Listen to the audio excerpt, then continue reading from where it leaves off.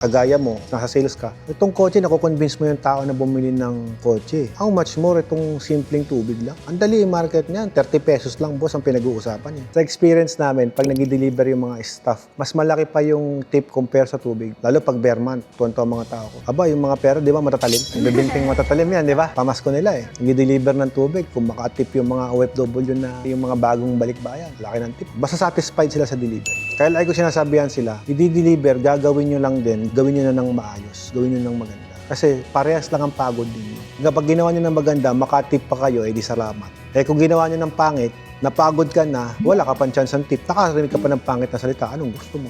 Ayusin mo na lang. Gagawin mo din yan.